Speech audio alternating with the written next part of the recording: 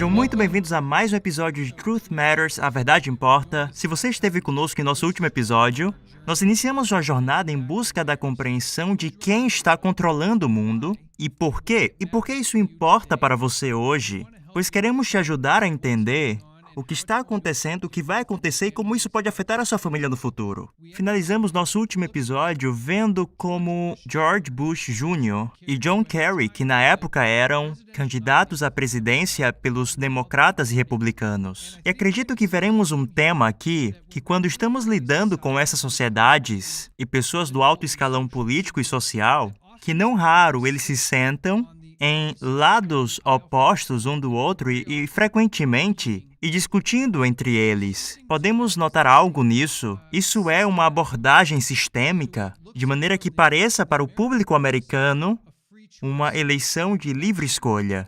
Eu já tenho aqui muitas perguntas para serem feitas, mas antes de fazermos isso, vamos falar com Mackenzie e Walter.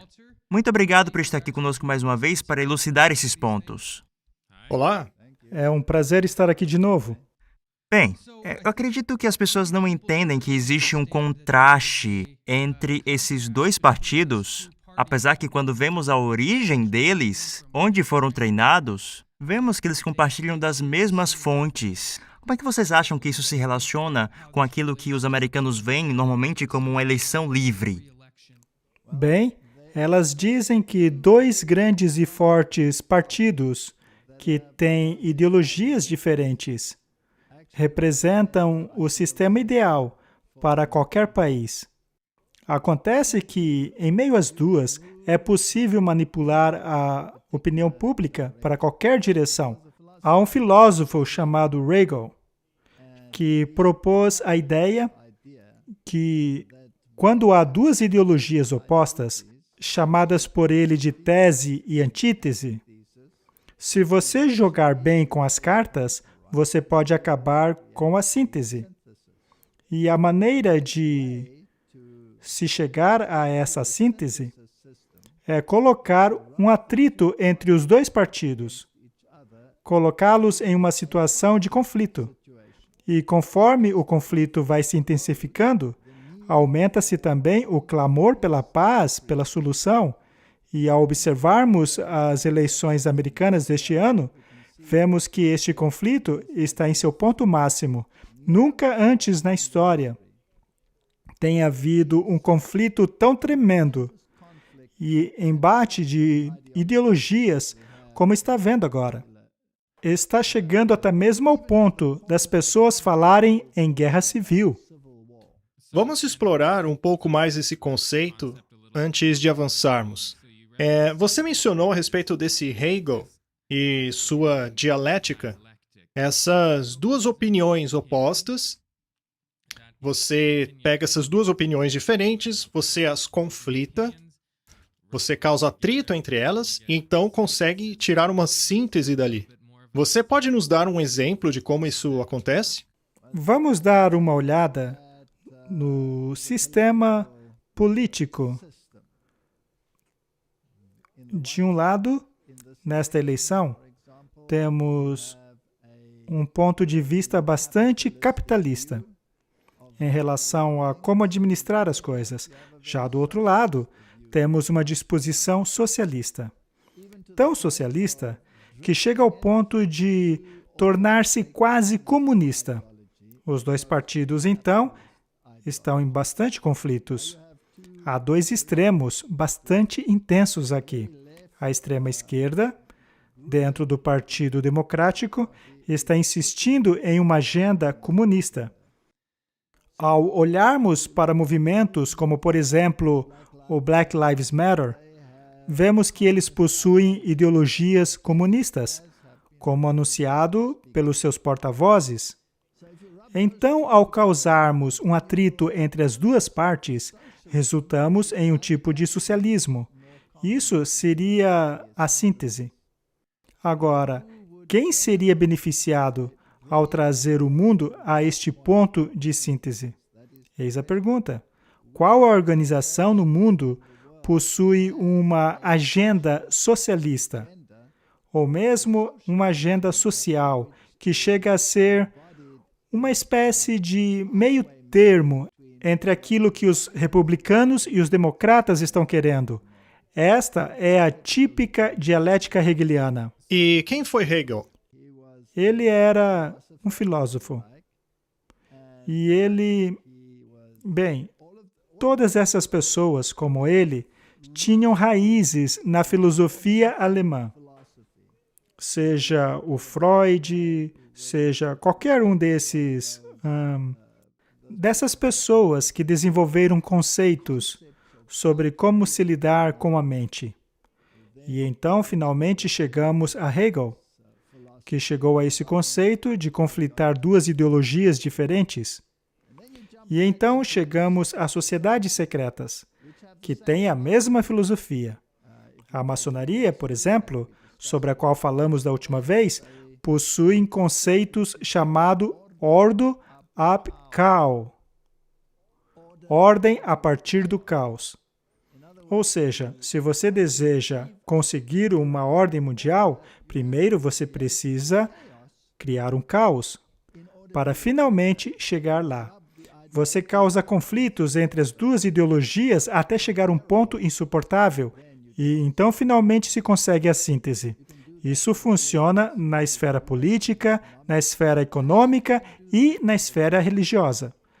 Então parece ser uma linha comum ter essas duas forças ou opiniões opostas para então se conseguir um meio termo entre elas, certo? É isso mesmo. Bem, você está dizendo que existe uma abordagem sistêmica para o conflito que vemos no momento. Essas sociedades que temos falado na verdade, tracionando o movimento de justiça social e campanhas sociais que estão causando esse atrito. Portanto, as sociedades secretas têm uma direção direta com esse atrito e divisão que vemos agora nos Estados Unidos. É isso mesmo. E lembrando da nossa última conversa, nós falamos a respeito dos Cavaleiros Templários, falamos a respeito dos Demolés e sobre como esses sistemas estão integrados em sistemas modernos políticos e também sobre como a maçonaria pode ser encontrada em todos os níveis, em todas as cidades, como você mencionou da última vez.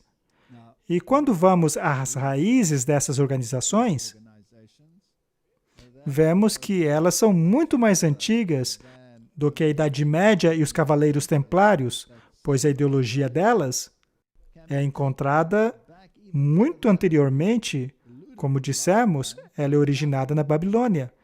E mesmo a Babilônia remete a tempos ainda mais antigos, como, por exemplo, os templos antediluvianos. Estes são conceitos bíblicos e, eventualmente, acabamos chegando num conflito que remete a tempos imemoriais. Veja, por exemplo, o livro maçom Moral e Dogma, escrito por Albert Pike. Você verá que a filosofia maçônica não se estende apenas até Nimrod, que é a parte do sistema babilônico, mas a filosofia maçônica volta até mesmo a Enoque, filho de Caim. Trata-se, portanto, de uma batalha ideológica entre visões ideológicas, que é representada por Caim, enquanto que a outra visão ideológica é representada pelo lado oposto. Temos, então, dois Enoques, opostos um ao outro. Temos o Enoque, que vem da linhagem de Adão, este caminhava com Deus, e temos o Enoque, que era filho de Caim. E para a maçonaria, como é mostrado no livro Moral e Dogmas, de Albert Pike, eles traçam a sua linhagem até este Enoque, filho de Caim. Só para a nossa audiência saber, esse livro, Moral e Dogma, é como se fosse o manual da maçonaria. Albert Pike foi um grão-mestre na maçonaria, e se você pesquisar online, você pode encontrar cópias digitais desse livro gratuitamente. Você vai ver que esse livro revela muitas coisas. É um livro que eles entregam para os iniciantes, para que se familiarizem com o verdadeiro espírito da maçonaria e a história que o Walter falou um pouco. Tudo bem. Então nós temos essas sociedades cuja história, quando você analisa, a gente acaba na Bíblia.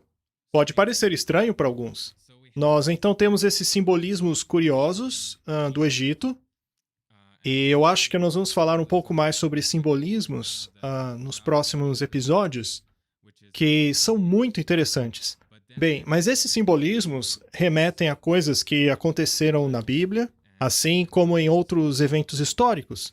Então, de que maneira essas sociedades secretas, quando é que elas chegaram aqui na América? Como podemos traçar a história delas? Como elas influenciaram ou estão influenciando aquilo que acontece na América hoje?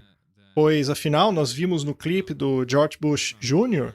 dizendo que ele pertence a Caveira e Ossos, mas que efeito prático tem isso na sociedade, no governo? Tem algum efeito? Eu acho interessante, Mackenzie, que quando falamos sobre os maçons, se você fizer uma pesquisa sobre eles tiveram presidentes dos quais eles têm orgulho em mostrar que foram maçons. Tem uma palestra que foi feita na celebração dos 300 anos da maçonaria no Reino Unido. Estava repleto de sofisticação e extravagância. E eles mostraram orgulhosamente a história de maçons famosos, coisa que falaremos mais adiante. Mas lá eles mostraram todos os rostos de todos os presidentes, e quando você os conta, você vê 14 presidentes vindo de uma mesma organização. E eu acho isso muito interessante, relacionando com a sua pergunta, porque se nós temos uma sociedade livre e aberta, com um processo eleitoral democrático, como é possível que 14 presidentes vêm de uma mesma organização? Não parece possível que eles façam parte de uma mesma organização e não tenham as suas ideologias influenciadas de alguma maneira. Walter, porque todas essas pessoas fazem parte dessas sociedades? Porque essas pessoas do alto escalão e ex-presidentes fizeram parte de uma organização como a maçonaria? Qual é o benefício? Muitos dos chamados pais da América eram maçons. Na elaboração da Constituição, havia puritanos envolvidos, mas também haviam maçons. Mas é possível ir até mais fundo na história. Por exemplo, em Salt Lake City, ao irmos para um templo mórmon, os mormons são muito bons em traçar genealogias.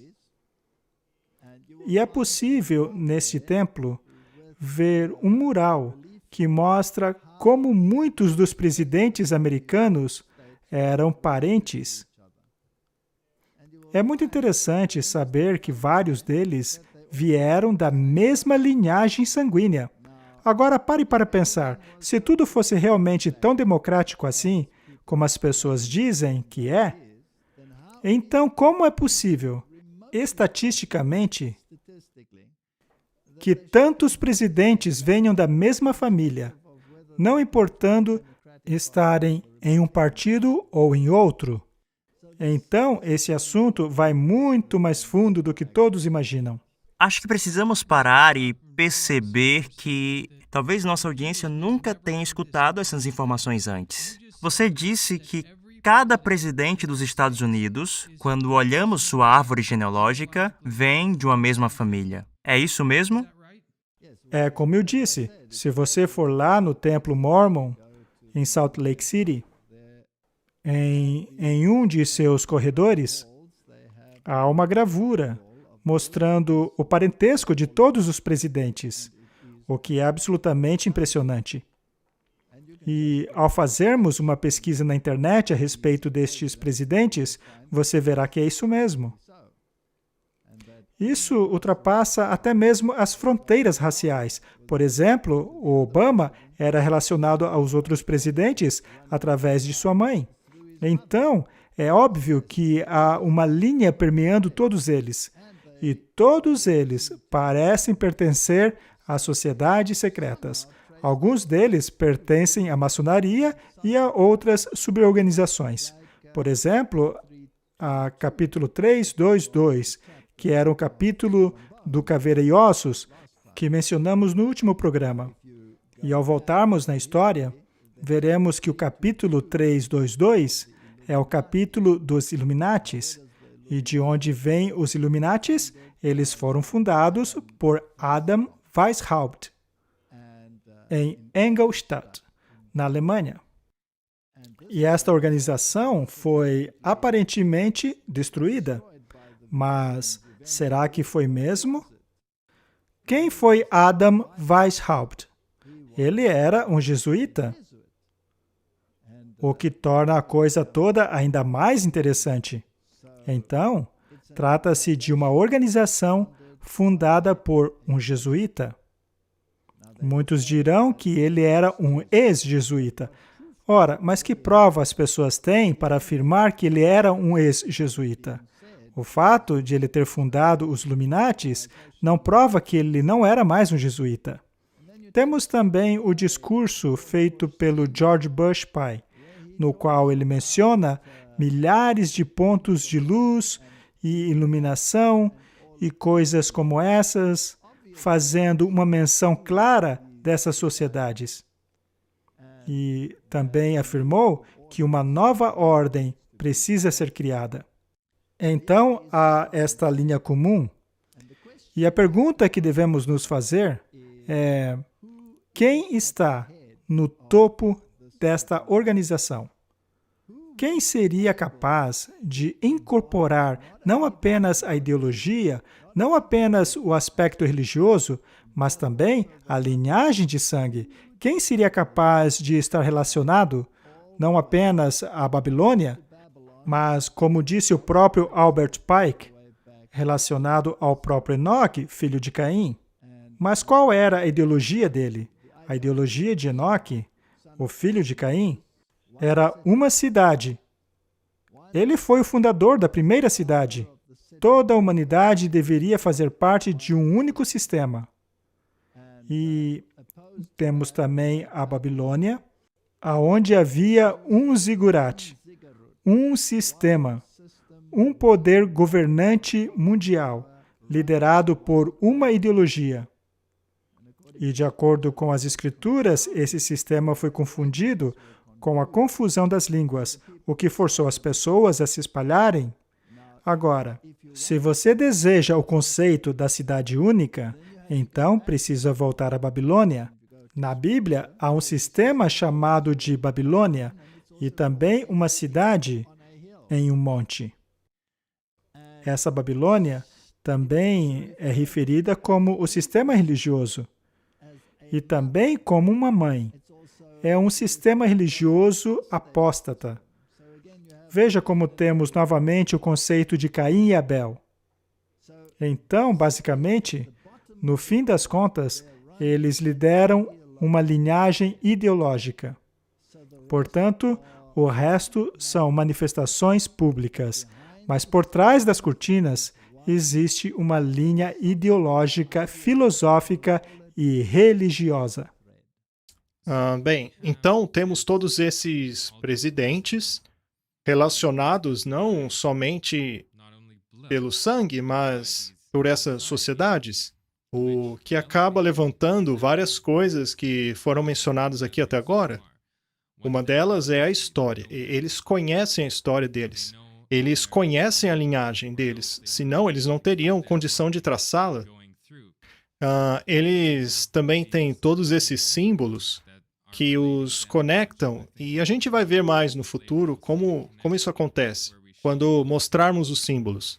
Mas eles também têm essa ideologia, esse conceito de um governo único mundial. E então nós temos, como você fez menção ao George Bush pai, falando sobre essa nova ordem mundial, esse sistema único de governo que remete até o Enoque, o filho de Caim. Vamos assistir um clipe que eu trouxe aqui, do George Bush, falando sobre essas coisas. A world of barbed wire and concrete block, conflict, Cold War. And now we can see a new world coming into view. A world in which there is the very real prospect of a new world order. We have before us the opportunity to forge for ourselves and for future generations a new world order. When we are successful, and we will be, we have a real chance at this new world order, an order in which a credible United Nations can use its peacekeeping role to fulfill the promise and vision of the UN's founders. Ele disse umas coisas muito interessantes aqui. Ele falou sobre a nova ordem mundial e ele disse: quando conseguirmos isso, e nós vamos conseguir isso, ou seja, ele tinha muita confiança de que ele seria bem-sucedido. Mas ele fez menção também aos pais da América, aos fundadores. Então, veja que não se trata apenas da ideologia desses indivíduos modernos. Eles não estão pensando individualmente, eles pensam num coletivo deles. Eles compartilham essa mesma ideologia, que foi transmitida pela linhagem deles, pelas sociedades. E eu gostaria que você comentasse a respeito dessa ideologia que os fundadores da América tinham e ainda têm. Ele fez menção a Winston Churchill. Eu estive lá no Templo Maçônico de Londres, que possui um museu. E em uma das vitrines é exibido o avental maçônico de Winston Churchill. Ele, portanto, tinha a mesma base. E depois da Segunda Guerra, surgiu as Nações Unidas. Primeiro a Liga das Nações, depois as Nações Unidas. E a filosofia das Nações Unidas não é somente política, ela possui muitas organizações políticas. Ela contém até mesmo uma organização chamada de o Templo do Entendimento.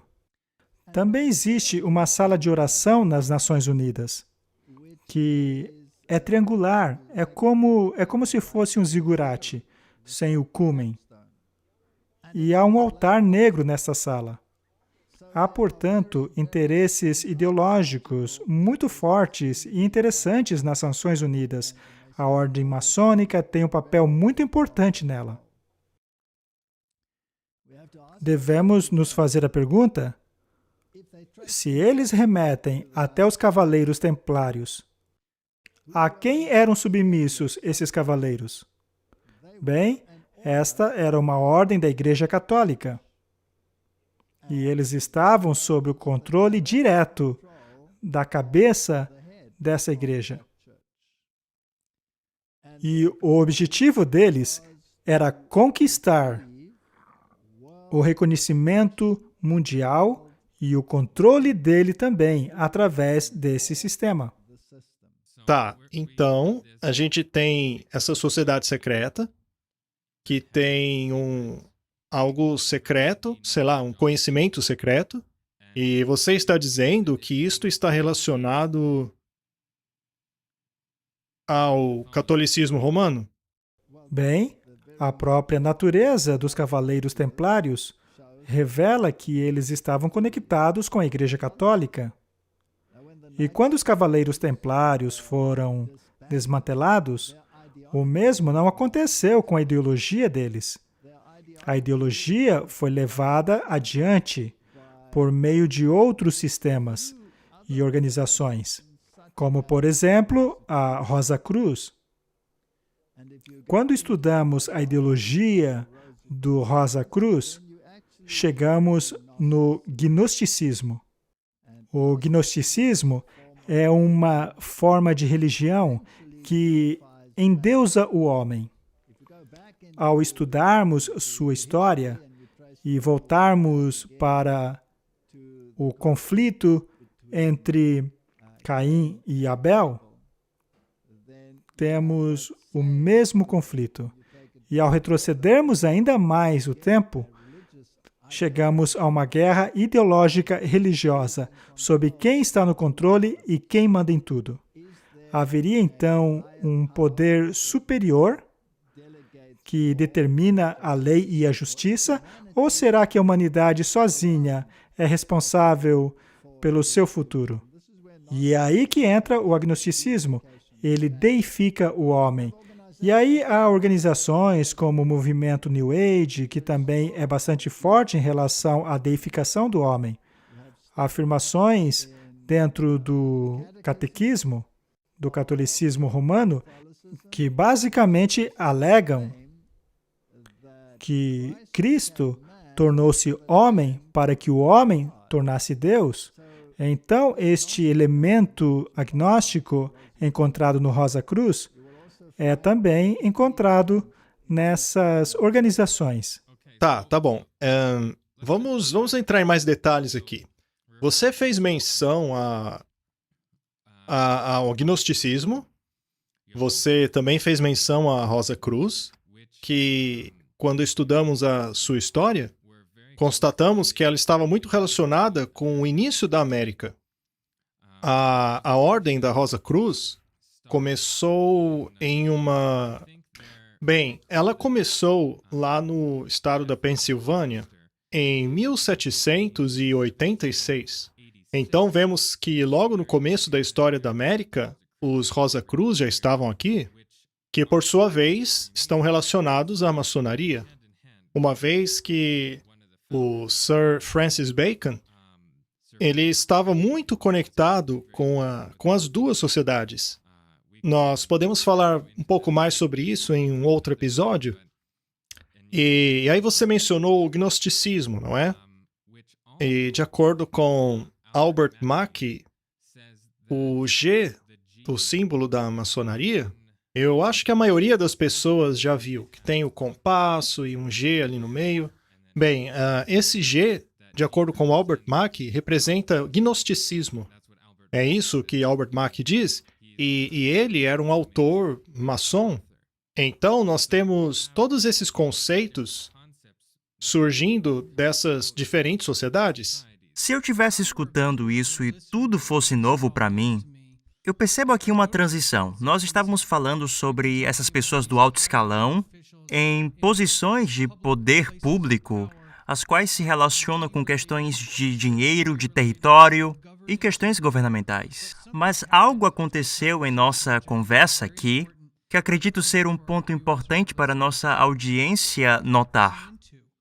Nós falamos sobre algumas dessas organizações, a maçonaria, os Cavaleiros de Malta, os Cavaleiros Templários, Rosa Cruz, Aurora Dourada, misticismo egípcio, sociedades teosóficas, gnosticismo. A conversa rapidamente se tornou de natureza espiritual. Qual é o elemento que nós estamos deixando de perceber aqui? Talvez para pessoas que estão olhando para o mundo se perguntando o que está acontecendo. Essa peça que falta no quebra-cabeça, que conecta todas as organizações, é essa peça de natureza espiritual? É isso que nós estamos falando aqui? Este é exatamente o X da questão. Em nossa última conversa, nós falamos sobre a pedra cúmen da pirâmide. Veja como ela está desconectada da pirâmide. Ela está acima da pirâmide, que, por falar nisso, tem a sua base quadrada. O compasso e o quadrado, como todos sabem, faz parte da simbologia maçônica. Agora, aquela pedra cúmen, aquele olho que tudo vê, representa quem? Bem, ao estudarmos a literatura maçônica, vemos que eles não têm a menor vergonha de declarar que o poder por trás do poder se chama Lúcifer, o iluminado, o portador de luz.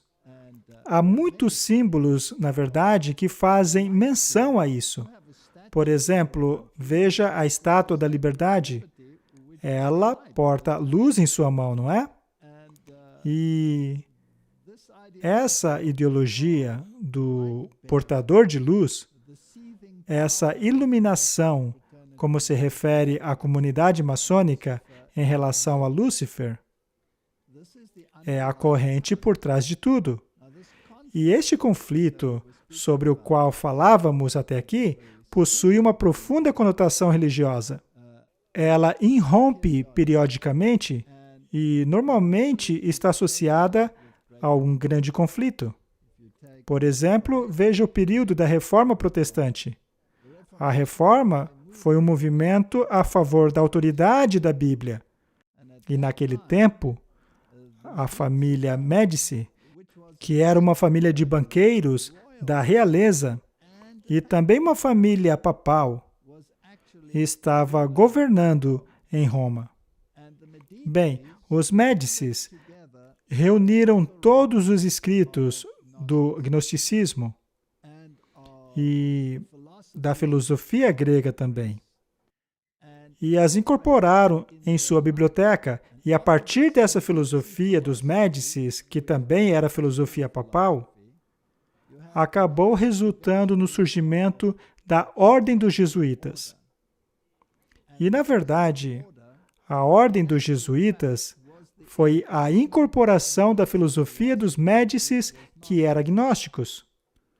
E se você seguir toda essa linhagem, e ainda assim pensar que eles têm poder somente sobre coisas religiosas, bem, devemos nos perguntar por que os grandes personagens do sistema político no mundo hoje vêm todos de escolas jesuítas, seja dos presidentes europeus, que foram treinados por jesuítas, ou seja de presidentes e vice-presidentes da atualidade, como também de procuradores gerais ou juízes da Suprema Corte, pelo menos aqueles que estão lá agora, terem tido todos treinamentos jesuítas, ou mesmo pertenceram às sociedades secretas associadas ao catolicismo romano.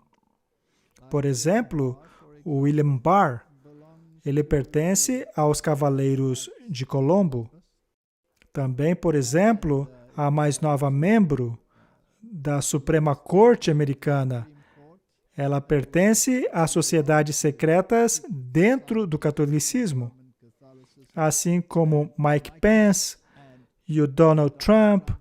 Os dois tiveram treinamento jesuítas. Veja também, por exemplo, os envolvidos na pandemia. O Dr. Fauci, por exemplo, teve educação jesuíta e está muito envolvido com a filosofia deles. Portanto, não resta dúvidas que essas instituições são administradas por uma estrutura de poder oriunda daquela sociedade, com todas as suas raízes agnósticas. Deixa eu ser bem claro aqui, pois parece que você está começando a formar uma hierarquia, Walter. Acho que isso é importante as pessoas entenderem. Você mencionou antes a dinâmica dessas organizações e estruturas, as quais, quando olhamos mais atentamente, percebemos que estão todas conectadas por meio do ensino dessa sabedoria espiritual. Vemos também que existem camadas, e na base temos algumas organizações.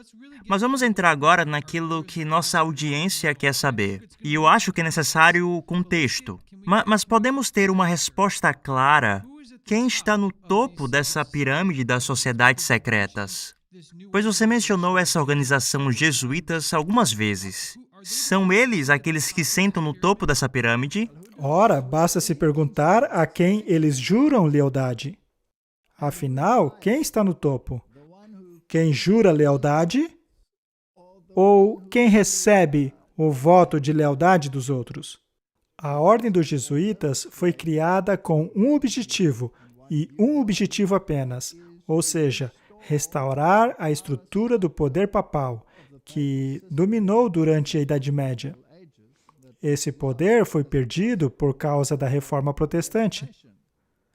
Agora, se eles juram lealdade ao poder papal, que alega possuir infabilidade, bem, e ao se analisar a sua filosofia, veremos que ela não é apenas religiosa, mas também é política. E ela tem despendido muitos recursos a fim de propagar essa filosofia política. Ao analisarmos as guerras religiosas pelo mundo, se analisarmos as estruturas que foram estabelecidas a fim de se atingir essa agenda social, como é propagada por Roma, inclusive na última encíclica do Papa. Vemos então que não é apenas uma agenda religiosa, mas constatamos que há também uma agenda política muito clara, que, de acordo com o Papa Francisco, precisa ser administrada pelas Nações Unidas. E o George Bush disse exatamente a mesma coisa em seu discurso sobre a nova ordem mundial, dizendo que as Nações Unidas deveriam ter o poder para tal finalidade. Muito bem, nós temos então essas sociedades secretas e as suas subsidiárias, que sabemos que foram fundadas em algum ponto por alguém. E ao traçarmos o passado delas, vemos que os jesuítas estão bastante envolvidos. Eu acho bom falarmos um pouco sobre eles, porque pode ser que alguém não conheça.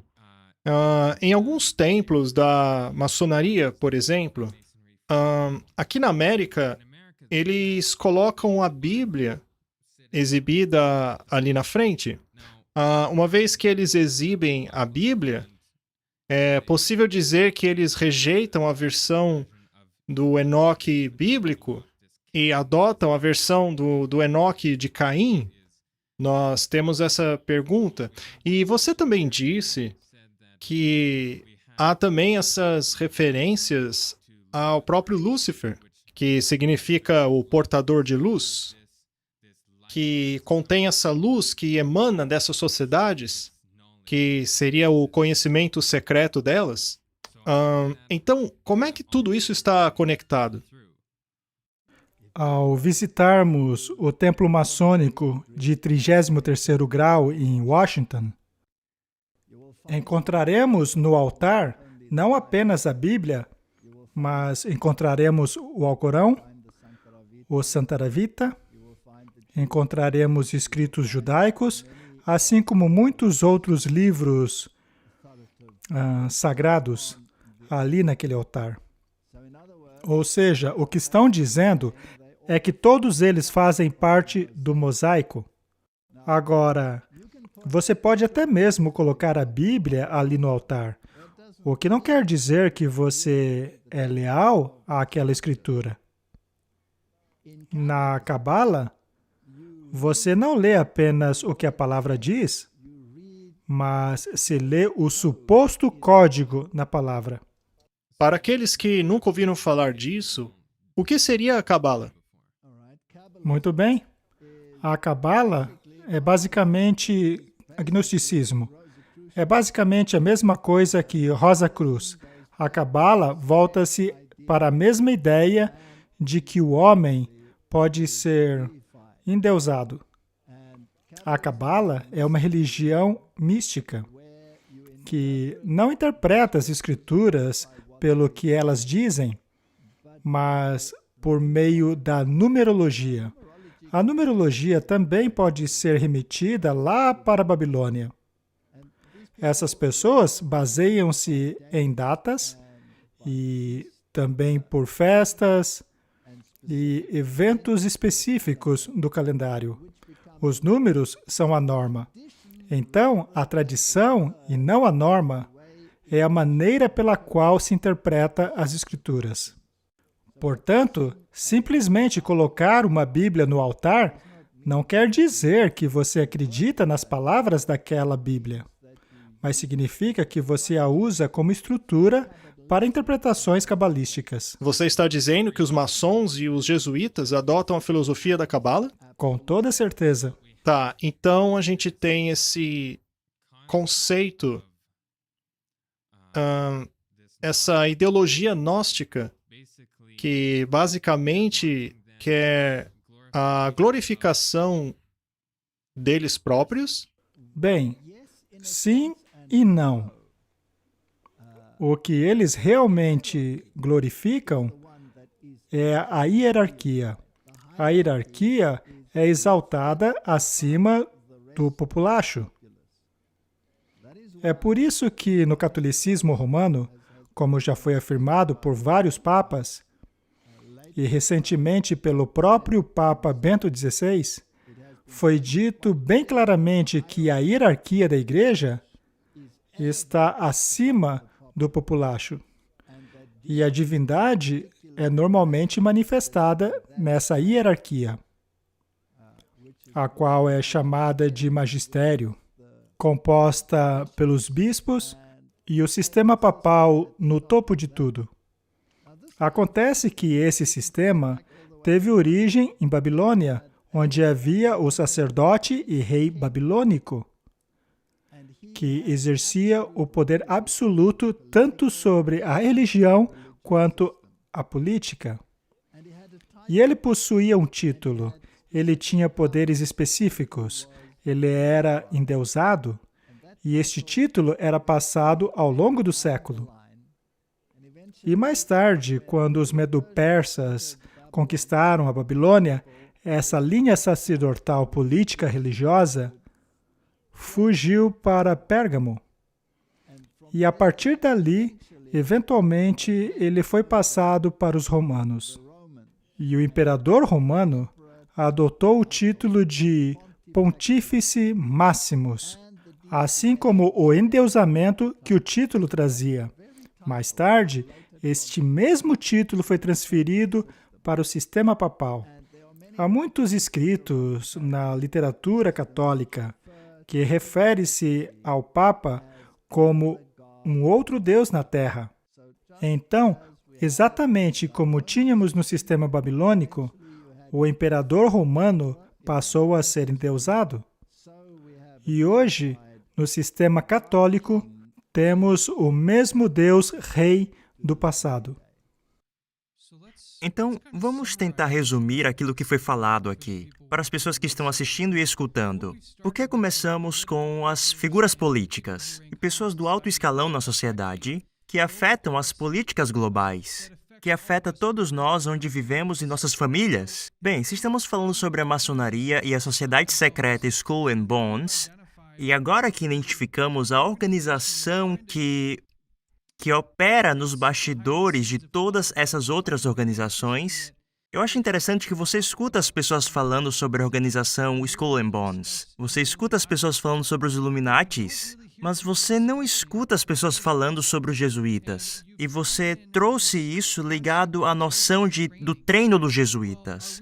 Portanto, então, estamos falando que essa organização que está no topo, que por sua vez é uma ordem da Igreja Católica, você vai ter algumas pessoas falando, isso não pode estar correto. Não existe essa coisa de cabalismo. O Papa não é um judeu membro do alto escalão da maçonaria. Não há outro tipo de hierarquia, tirando os católicos e os jesuítas no topo, e esses líderes não estão homenageando essa sabedoria antiga egípcia, a qual é ensinada dentro desses grupos. Como você responderia uma pessoa que confrontasse a ideia que jesuítas e católicos, principalmente o papado, não os católicos, pois há boas pessoas no catolicismo, mas principalmente o papado e os jesuítas, na verdade não estão no topo?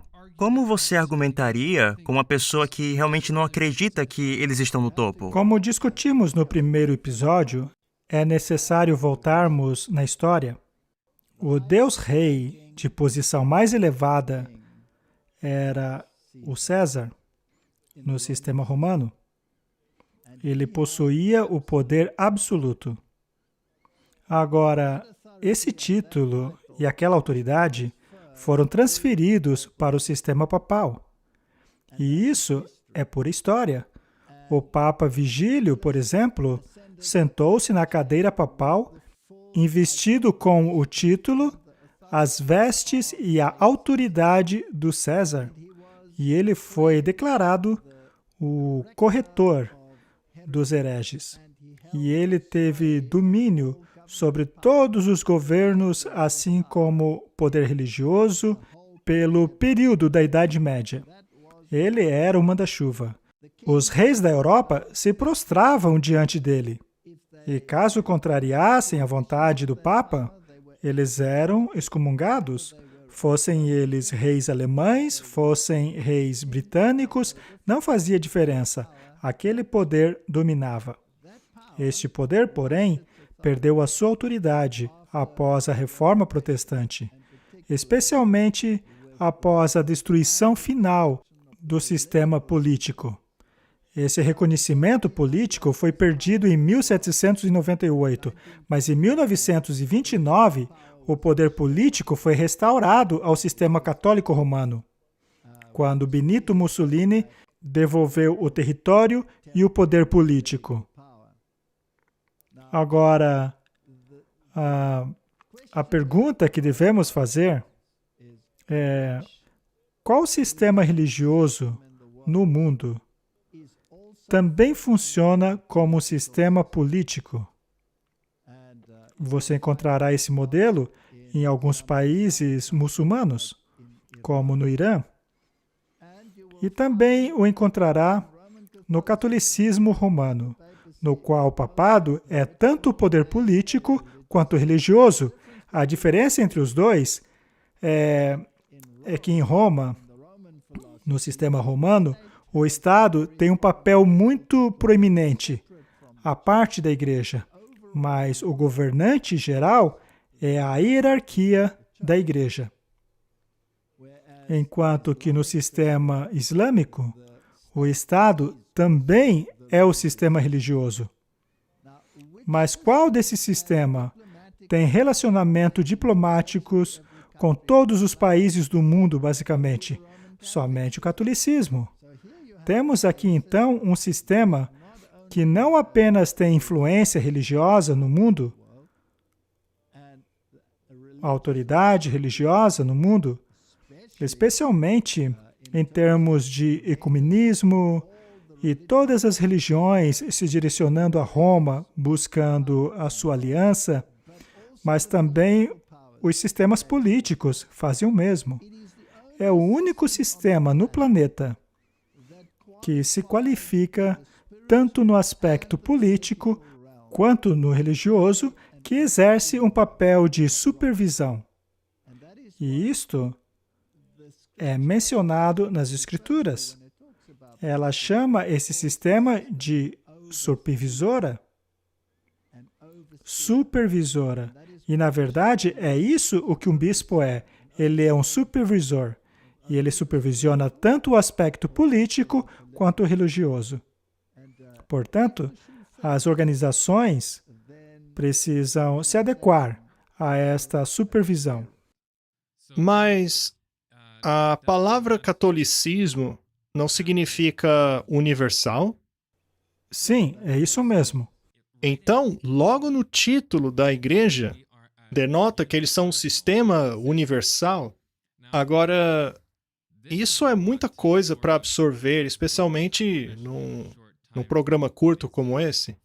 Nós só fizemos 2 episódios até agora, mas nós temos esse critério, uma vez que a agenda global ou a nova ordem mundial, todos esses termos que a gente usa, que aliás também está na nota do dólar, como mencionamos a pirâmide e também o termo Novus Ordo Seclorum, que significa nova ordem dos séculos. Bom, tudo isso está relacionado a essa nova ordem. Uma ordem que precisa ser universal em todos os aspectos, seja no aspecto político ou religioso. Então, por que é que nós vemos tantas organizações diferentes? Existem muitas organizações. Estariam elas conectadas de alguma forma? Será possível que todas elas estejam conectadas a Roma? É aí que entra a estrutura de células. Existem células diferentes, mas cada uma delas é autônoma. Porém, uma célula em si mesmo não é um organismo. Então, esse sistema de células, sendo reguladas por um sistema superior, é como tudo funciona. Há, portanto, muitas organizações que formam o todo. E muitas dessas organizações nem sequer têm ideia de que fazem parte desse sistema todo. Então, sejam os grupos jovens ou essas suborganizações das quais você falou, o sionismo ou qualquer outra sociedade secreta, em algum ponto há uma conexão que apenas aqueles lá no topo sabem que está acontecendo. Então, por exemplo, existe alguém que faz parte dos demolês, que também faz parte da alta estrutura, que também faz parte de uma estrutura ainda maior. E no fim das contas, tudo acaba sendo conectado. Mas nunca chegamos a ver o poder controlador. É como se fosse uma floresta. A floresta é enorme, mas ela consiste de árvores que formam um todo. Eu quero avisar aos nossos seguidores que nós iremos nos aprofundar mais no que essas organizações realmente ensinam. Mas eu gostaria de mencionar algo, Walter, que aconteceu na sua história. Se eu lembro corretamente, você estava tentando encontrar provas que conectavam o alto escalão da maçonaria com a hierarquia dos jesuítas e a ordem papal. Eu acredito que certa vez você foi puxado à parte depois de uma das suas palestras. Você poderia nos falar mais um pouquinho sobre a natureza dessa informação? Nós estamos passando essas informações como se fosse um conhecimento comum. Estamos apenas tentando ser diretos. Mas, na verdade, na sua vida, Walter, você teve histórias bem interessantes de como você se deparou com essa informação. E também o que essa informação te indicou sobre a conexão entre essas duas organizações. Quando passei a estudar esse assunto, eu comecei a ligar os pontos, a seguir as pistas. E a pista estava me levando a uma direção. E eu ainda estava começando a dar as palestras. E eu dizia crer firmemente que havia uma conexão com a hierarquia católica romana. E após uma dessas palestras, aconteceu que alguém me agarrou e me jogou dentro de um armário. E uma pessoa me disse que possuía informação que corroborava com aquilo que eu estava dizendo. Mas eu não poderia saber quem estava me dando esta informação. Pois, obviamente, dentro das sociedades secretas, se você vaza informações, há consequências. E as pessoas querem evitar essas retaliações. E em uma outra ocasião, esse mesmo indivíduo me abordou sem que eu ouvisse se aproximar e chegou por trás e me deu um monte de livros que conectavam o catolicismo romano com as sociedades secretas. Esses livros estavam em alemão e eu os estudei todos. Ainda assim, eles não abriam todo o jogo e, finalmente, eu acabei recebendo uma lista que revelava quantos da hierarquia da igreja possuíam conexões maçônicas, assim como seus números de registros maçônicos. Acontece que me pediram para destruir essa lista. A lista era muito, mas muito longa. A lista ligava a hierarquia católica com a maçonaria. Agora, lembre-se, isso era uma época em que a Igreja Católica oficialmente se distanciava da maçonaria, como se ela devesse ser evitada por ter ligações protestantes. Mas isso é tudo fachada. Eles se escondem atrás de um sistema que é controlado pelo sistema através do sistema. É uma estrutura bastante complexa. O quanto menos gente souber em relação ao que eles são e quem eles são nessas hierarquias, mais fácil de controlar. Nós não esperamos que essa mensagem seja popular, falar às pessoas essa informação, mas fazemos com o coração cheio do genuíno desejo que eles conheçam a verdade. E nós não queremos arrodear muito e perder muito tempo até falar quem está no topo, as ligações com os jesuítas e as ligações com o papado. Mas iremos explorar mais e também compreender os ensinamentos, porque o que queremos fazer é revelar às pessoas como isso está se desenrolando hoje e o que também parece uma iminente agitação da nossa vida normal, maior do que aconteceu até agora em 2020, e como isso se relaciona com essa agenda e para onde isso irá no futuro. Portanto, estaremos explorando isso um pouquinho mais. Então, nosso objetivo nos próximos episódios é revelar que agenda será essa. E para isso, nós recebemos algumas informações sobre futuros lockdowns, futuros requerimentos de saúde pública que estão vindo por meio do governo canadense. Isso inclui coisas como campos de isolamento, renda mínima universal e coisas que atingirão em cheio o dia a dia das pessoas. Então, será importante para a gente não apenas revelar isso, mas também conectar com os ensinamentos dessas pessoas que atuam nessas estruturas que revelamos até agora nessa série. Eu acho isso muito importante de se mencionar. Nós temos tudo isso acontecendo agora mesmo, mas por que está acontecendo? Nós vamos entrar em mais detalhes num próximo episódio, porque o nosso tempo já estourou. Mas nós vimos que há uma conexão com os jesuítas, e nós vimos o George Bush pai dizer que essa nova ordem cumpriria a visão dos fundadores da América. Mas qual seria esta visão? Nós mostraremos as conexões entre a visão dos pais de todas essas sociedades e mostraremos que é a mesma visão dos jesuítas. E também vamos relacionar tudo isso ao que está acontecendo no país hoje mesmo. E com isso finalizamos o nosso episódio. Muito obrigado, Walter e Mackenzie. Esperamos que você tenham obtido muitas informações aqui, mas continue nos acompanhando à medida que destrinchamos todas essas coisas e tenha certeza que você, seus amigos e sua família estejam preparados para aquilo que está chegando no futuro. Muito obrigado, amigos. Até a próxima! Obrigado.